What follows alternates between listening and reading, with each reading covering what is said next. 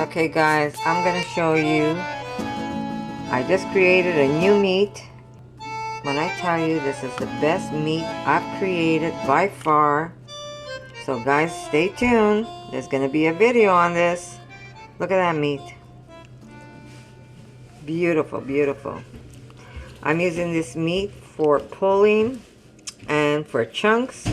So I just want to show you, look how easy this came apart. So I'm excited to share this with you. And yeah, I'll show you how to make this. Let's get going. Let's try and make this new recipe I created. And I'll tell you exactly what I did to it. The process. It really came out fantastic. So I started off with, there we go. Okay, I started off with 1 cup of vital wheat gluten to this new meat. Now, if you're not sure if you're gonna like this meat, you could always cut this recipe in half, but we love it. My daughter had it this morning for breakfast, and I'm gonna show you a picture of what I did to it. And to this, I'm gonna add my beautiful mushroom powder, and I have a video on how I make it. It's very simple. So here we go. Never precise, always a little bit of heaping to it. 1, 2, so we've got 2 mushroom powder. We're gonna put 2 tablespoons of all-purpose flour. Now, why am I using this? Well, a lot of people complain their seitan is like a sponge. You need to put back some flour, something in your recipe to get it to be not as spongy. So here we are, we have about 2, I'm just going to put just a little more because I'm always heaping, of all-purpose flour. Now you can use whole wheat flour if you want, but then you got to deal with the skins, so it's up to you. I've got unbleached organic flour, so I'd rather have it this way without the skins, but the skins are good for you. A lot of people don't mind. Go ahead and do it. We're going to put some salt, and we don't want to put too much salt because, you know, basically you want to season your meat later when you're cooking it. So I put about a half a teaspoon of salt, half a teaspoon, maybe a teaspoon. Now we're going to put some 5 spice. This is an Asian, it's an Asian spice that I have. And it has a lot of, it's got cloves, it's got cinnamon to it. So you don't want to put a lot of this because this can overpower your meat. But it really adds a nice flavor to it. So I'm going to put, let's say, let me see, yeah. This would be maybe a quarter teaspoon. Not more than that because it will overpower your meat. So, and if you're okay with the 5 spice, it gives it a nice Asian taste. So the least you put, the more you use this recipe in other dishes like making a stew or whatever. And if you put a lot of 5 spice, well, you're going to be basically making a lot of Asian dishes with it because it kind of, it's a very, I like it. I like it. My family loves it, but it's a very strong flavor. So I only use very little in this recipe. I'd say about a quarter teaspoon, even an 1/8 of a teaspoon if you're not sure. And that's the 5 spice. Here we go. We're going to use a little bit of curry also. And we're going to use only about a quarter teaspoon of curry. And you're going to say, why are you putting curry in your meat? Well, curry, if you smell it, it almost has that chicken powder smell. So if you don't have any of the chicken stock or chicken powder, vegan chicken powder, if you use just a little bit of curry, that's all you need.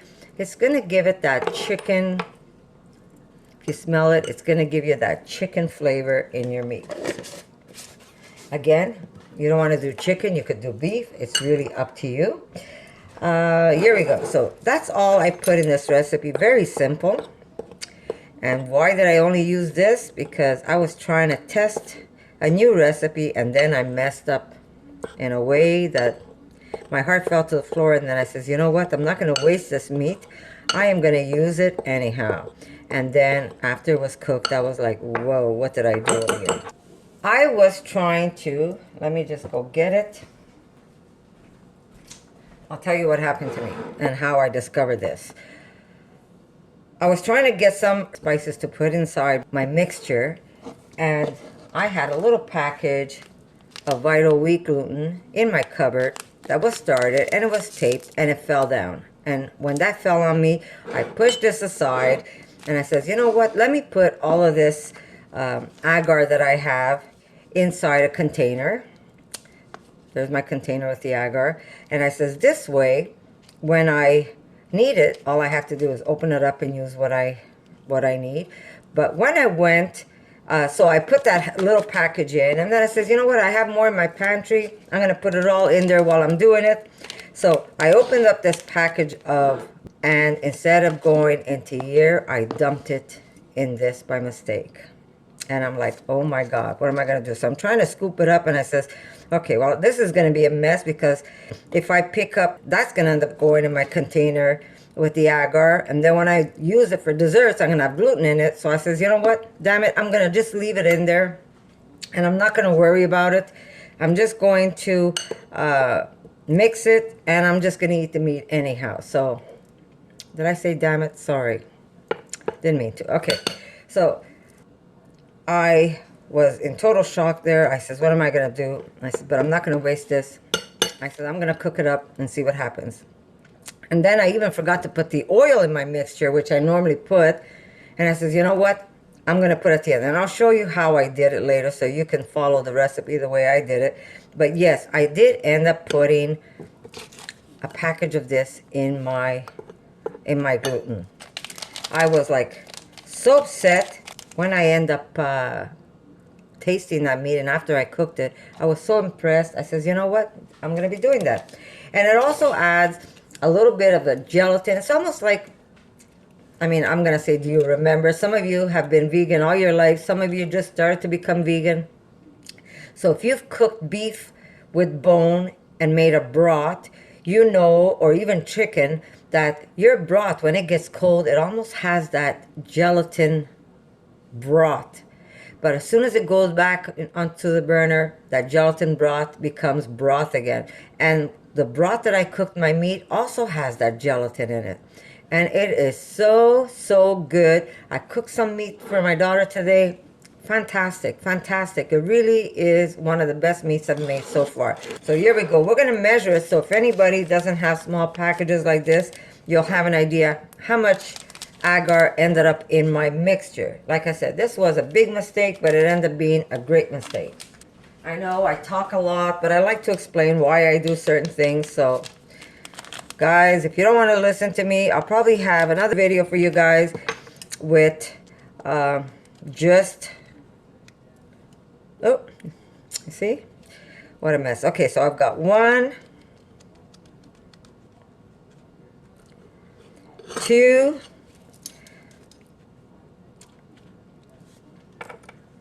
3. That's about 3.5 tablespoons of agar that end up in my meat. So let's just mix this up. And if you want to use less, if you're wondering what it's like, because I'll probably make a new batch, I'm showing you now how I made it. If you want to use less and try it out. But I'm going to also make another batch with less agar and see how the meat comes out. But so far, it was great. So that was 3.5 tablespoons of agar that ended up in my gluten by mistake. But yeah, that was like heartbreak. They were both on the counter at the same time. I was waiting to fill this up, and by accident somebody was talking to me, and boom, right into my gluten. Like I say all the time, I waste nothing. So I says, I'm gonna use it. I'm gonna go with it. I'm gonna eat it anyhow. I'm not gonna make this go to waste. My husband's gonna eat it. He won't even know the difference. He eats whatever I make him. Okay, so here we go. Now I'm going to show you how I mix this without measuring water. I start off with a little bit of water, and I keep working it. And as you could tell, it still needs water, so I keep mixing it. I hate working with recipes. I always like to, there we go, keep mixing, because you know when it's going to pick up the rest of the flour. You see, there's still too much going on here, so I am going to add more water. And you should be able to say, well, okay, now I don't need to add more because my dough, you see, this is firm, so we need more water. So you just keep adding till you're able to pick up everything that's around. See? Now this is so wet that it might be able to pick up the rest of the dough that's in here. Nope, I still need a little more water. I'm going to use my hands, guys, because that's how I work. So add a little extra water and I just keep working it. And you're going to know when it feels firm in your hands and it's picking up the rest of the flour that's left. And that's how I mix my dough. You see, it has just a little bit of flour in my bowl, but the dough is firm yet still wet to be able to pick it up. And that's how I do it. Now, like I said, I was so upset with me dropping that agar in my mixture that I forgot to put the oil. So I'll show you what I did. There. Everything's picked up. So I'm ready to knead this, and I says, oh, I forgot that oil. I says, okay. I'm going to put oil now and see what happens. Mixing it. I says, I'm going to put about maybe 3 tablespoons of oil. There you go. And I started to massage this. But I realized that my dough was not turning into a ball, but it was becoming very flat. Would just like stretch out on me. But that's okay. That's what you want. You see that? Pick up as much oil as you can. And notice you can't even re-glue this together. But when you cook it, it comes out great where you can actually pull it apart like... You could pull this apart like pulled pork or little chunks of meat. Look at this. And that's how I made this meat. So guys, you got to really try it out. I'm going to take this now. I'm going to put it aside like this. And I'm going to show you what I put in my broth. Let me just put some tissue on here so I don't get the bottom of my pot all oily. Here we go. I use very little water.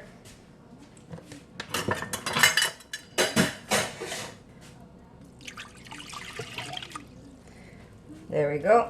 I put garlic to this.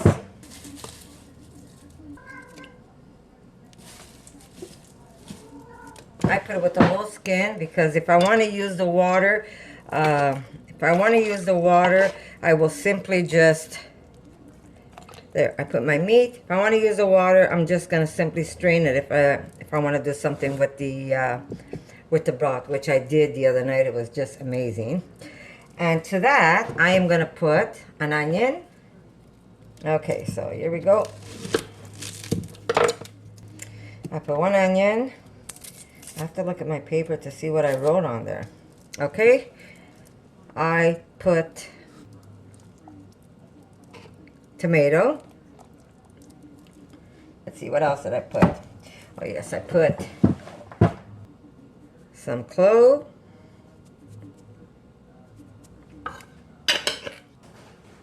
Erica, can you go get me a bay leaf?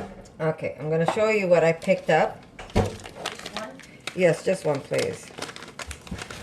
Okay, I picked this up. It's like a roast. I picked this up at my local Asian market. You don't have to use this, but I did use it because I have it and I hate to waste things, so I just put a little bit. I don't put a lot. I just sprinkle some on top. And it's basically a pork seasoning. Like I said, I don't use a lot.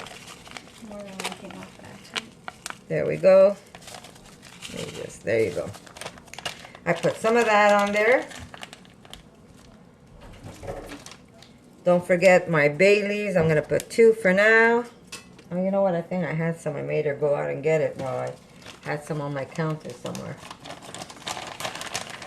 Here we go. And I did add a little bit of salt.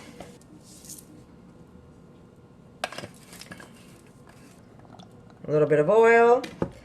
And that was it. That's all I put in there. So I covered this and I simmered it so low you could hardly tell there was any movement in the broth. It was almost like it was steaming it. I'm going to take you over to the stove. Just going to make it come to some kind of a boil where you're going to see some movement. You don't want to see it boiling like crazy. You just want to see a little bit of movement. So I've got this on high for now. And as soon as I see that movement, I am going to lower it to a very low simmer. And you're going to see it's basically almost like it's going to steam itself. Now, I'm going to show you. Right now I have it. I'm not sure if you could tell.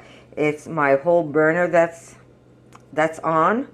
And maybe some of you guys don't have this type of burner. But what I'm going to do is I'm going to put it on a low, not whole, where my whole burner is on low. Only the center part of my burner. Now, if you guys don't have that, put this in the oven at maybe 275. First, bring it to a boil, like a simmering boil. And then put your pot in the oven on a very low heat, 275, or if you have a slow cooker, you could probably use that too. You do not want this to boil. You want it to just slowly, almost like a steam, but not steam where you don't have any liquid around it. You want to be able to steam itself in the broth. And notice how the meat is all in layers. Now, if you want this to be more of a big roast type of meat, then put the oil before you mix, like with the water. I did it this way because I like that layering that I get. And I can just easily rip my meat apart and then throw it in a frying pan or mince it or whatever you want to do with it.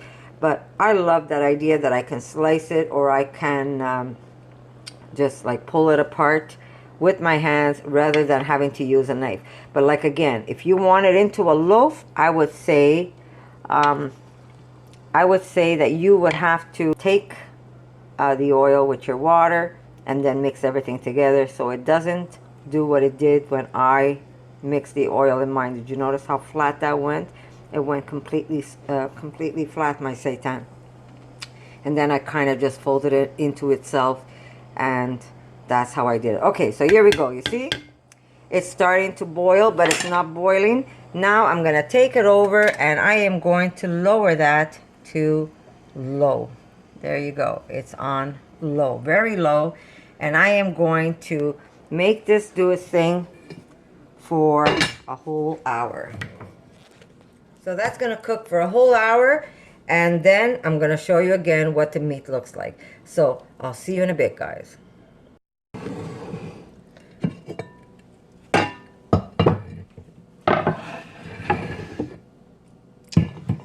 Okay, so I have some leftover polenta, and I'm going to take this beautiful meat.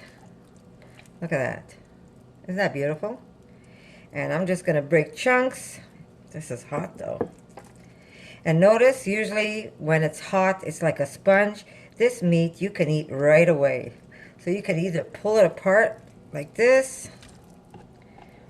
or you can just cut it up with scissors, however way you want to cut your meat. So I'm just going to cut some of this meat, and I'm going to redo it in the frying pan with some rosemary. And this is going to be hubby's dinner. Can I have some... Look how beautiful that is. Can I have some rosemary, please? Rosemary? Yes. Fresh rosemary? Yes, please. And there's the meat. It feels like meat when we used to cook meat with bone and we used to make a broth. And it has a nice firm texture under the teeth, so when you're taking a bite, you're actually taking a nice bite. And there's my meat. Now remember, if you don't want it looking like this and you want like a loaf, then you should simply just put the stuff in the, put the oil in with the water when you're mixing it. And that should be perfect. How much do you want? want one? Give me a couple of... Couple? Stay. Yeah. Stay. Stay. Put this back in the broth. And I could use this to make minced meat. And that broth's delicious. Now normally you can't really cook. I mean you could, but it's very very spongy after you cook it in broth. And this has a nice firm texture. And I'm just gonna cook it with a little bit of olive oil. Oh, sorry guys. Push that away. Some fresh rosemary.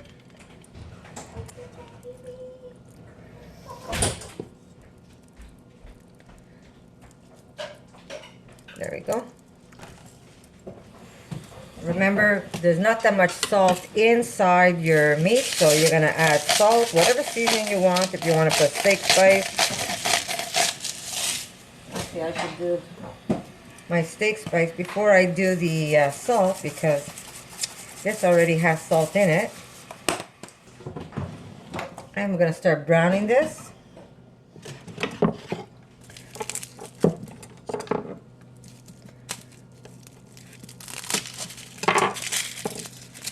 They're so big, I guess one's enough.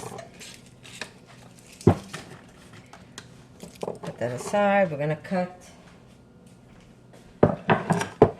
some beautiful cherry tomatoes. We're going to throw that with the meat, and then we're going to put this on top of polenta.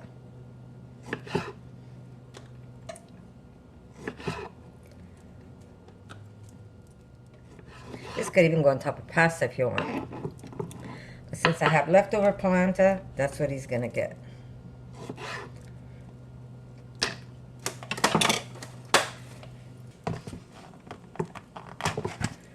There's my beautiful polenta that I have left over. I could even cut the polenta in squares or cubes, and I can add it right to the dish, which is also nice to do. I might do it that way. I'm not sure yet. But that meat is something else. Putting the agar into the meat really, really made a difference to this recipe. Look at that. Look at that. So good. And you have that nice little bite under your teeth. And again, you don't have to season it the way I did. You can add whatever flavors you want to your meat.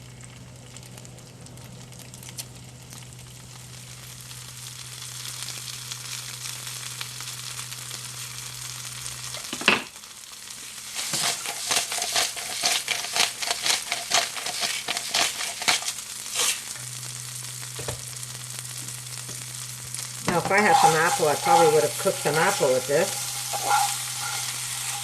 Almost like a pork dish.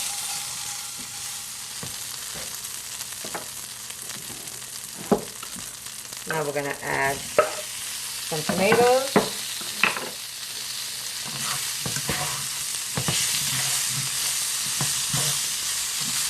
And this is going to go on top of polenta. Okay, so here we go. Sorry about that, camera shut off. But I just wanted to show you what beautiful meat you get out of this recipe. Like I said, I was so angry when it first happened. And then what a great mistake it ended up being. So this is going to be my husband's dinner. I'm going to stop the cooking now because this is going to go on top of the polenta. It's going to go back into the oven. And but very easy. The flavor is amazing. Even though I put the 5 spice, when you're tasting this, you can swear it's like some kind of Italian pork dish. It's so good. And I'm going to steal a little piece myself. The texture is just amazing. Really, really nice. Oh my God. Tastes like pork meat. This is crazy. So I hope you guys give this a try. Okay, here we go. We're going to take our polenta. I'll put it this way. We're just going to cut them in nice chunks. It doesn't have to be super thin. My hubby's going to go crazy for this. And we're going to put this in a cast iron pan. There we go. We're just going to lay it in there.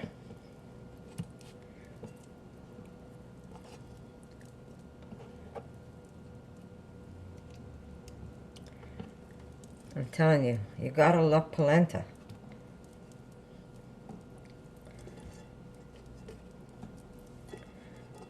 Oh, this way maybe. Perfect. There we go. Just gonna put whatever's left on top.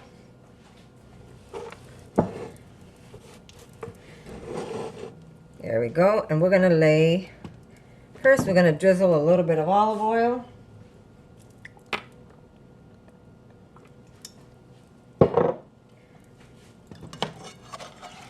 And we're gonna lay our beautiful meat right on top.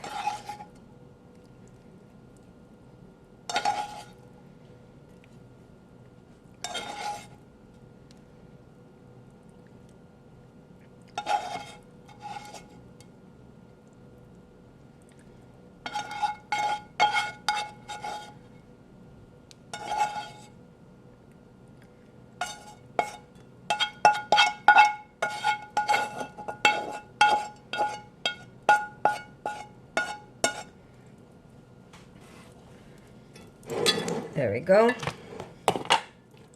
And this is going to go into the oven. And remember, we're just reheating this food, really. But go into the oven. It's not that it has to stay there a long time. You could put it on high and just let it get nice and toasted and hot. And if you're worried your meat's going to burn, just cover with a little bit of aluminum paper. Use your judgment. But really, this is a simple, very warm, cozy dish. It's so yummy, and this meat is a must. You really have to give this meat a try. And when I tell you, I also made a beautiful breakfast for my daughter with this meat, and I seasoned it with some maple and some liquid smoke, and it was to die for. I'm going to have a picture of that too. I made like a scrambled egg, and then I put the meat on top, and then I put some bechamel sauce. You're going to have the link for my bechamel, but really, really simple and very delicious. I'm just going to put some grated cheese on top, some extra rosemary. And I could give this dish to a meat eater and they would not know the difference. They would swear that they're eating pork pieces with this recipe. Really, really good. And again, there's going to be all the ingredients written on the side for you, so you know what you need to go get. So here we go. A little bit of oil.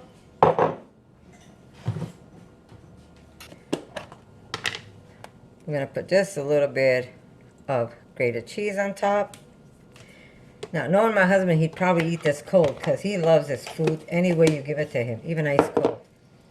And just to fill up these gaps, you don't have to, but I will, is we're just going to put a couple of peppers in there, and those will get roasted at the same time as our polenta cooks. Maybe a hot pepper. Tell me if this isn't simple and beautiful. So guys, remember, being vegan doesn't mean that you can't enjoy food. Our food is delicious. Our food is caring. We don't hurt any animal whatsoever to fill up our bellies and to actually enjoy a beautiful, beautiful dish. So go ahead, try this meat. And if you like it, leave a comment below. Let me know. And one more thing before I go, I'm just going to show you. If you do leave your meat, I'm just going to show you. Here's the meat in the broth. And I'm going to show you the meat I made yesterday. Just want to show you. It made almost like a jelly. Just like when we used to cook our meat or our chicken in broth, and then it would form a little jelly. And that's exactly what it's like. Really good. There's no problem. Just move it around. There's your jelly. If you put that jelly in a soup, it's a beautiful broth. You can use it also to cook your meat in. So this is yesterday's meat. Look at that. Beautiful. And it turned into a nice little jelly. So if you leave it in the broth and you see that jelly form, don't be afraid. That's no different than when we used to cook meat, chicken broth, beef broth, your water would make a jelly anyhow. So here you go, guys. New way to cook your meat, and I bet you anything you're gonna love it. Here's a little fast dish, and guess what, guys? I'll see you in my next video. Yummy, yummy, yummy.